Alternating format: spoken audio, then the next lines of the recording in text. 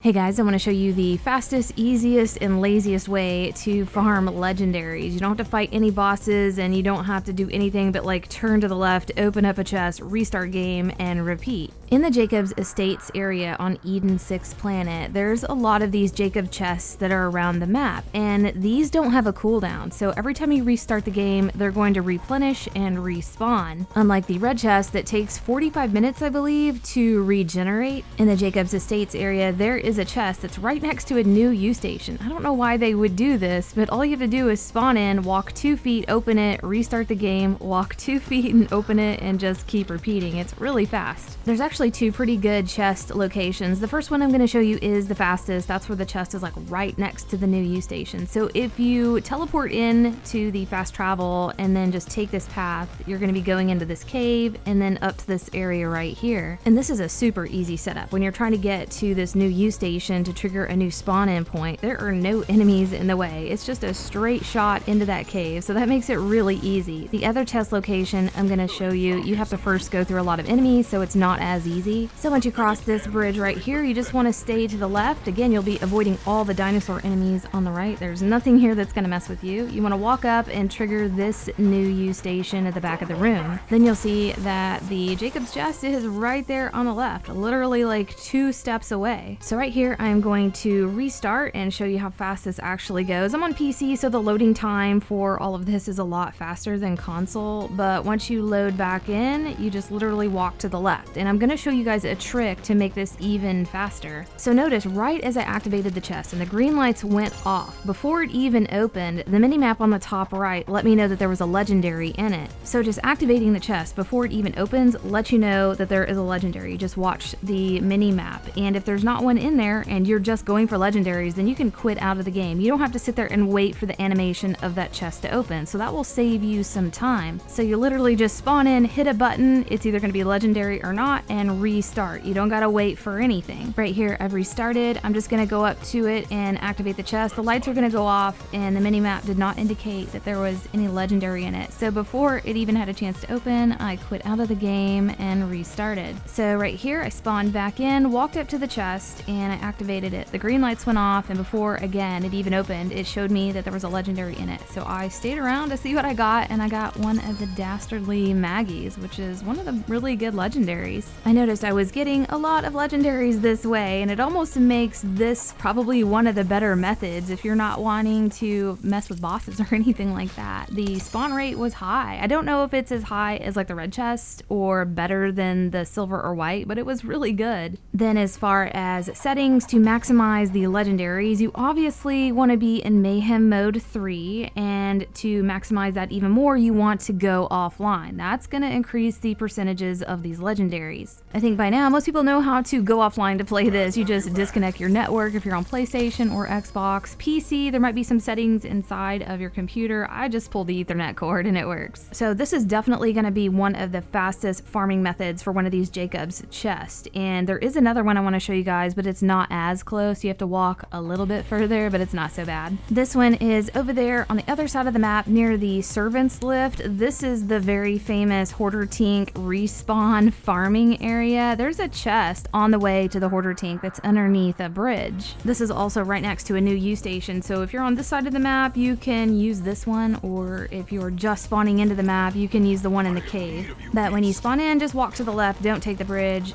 go on the left side of it, and there will be a chest right underneath it, and this one's gonna produce a lot of legendaries as well, obviously. I'll show you guys some of the legendaries I was able to obtain within minutes of farming these chests. So I got the Super Ball, then I got the Alchemist, I got a Hell Shock, I also got a Hellfire, I'm not showing that here. I got an ASMD, and then one of my favorites I was able to get is the Flood. It's the fully automatic Jacob's revolver. This thing is so good. I definitely highly recommend this weapon. It's gotten me through some really tough times and is one of the top legendaries in my opinion. And then I got a Ruby Wrath rocket launcher, and I think within about 20 minutes I had around like 9 or 10 legendaries, and this is pretty good with these settings and just farming a chest. You may go like 5 or 6 times that you restart the game, you don't get anything, but then the next 3 times you restart, you get one every time. And also, obviously, these chests are only gonna produce guns. You're not gonna be getting any kind of other legendary gear. But I hope this helped you guys out, and we'll see you next video. Great. make a great pair. Which is to say, yeah, I'm great, you look great holding me, but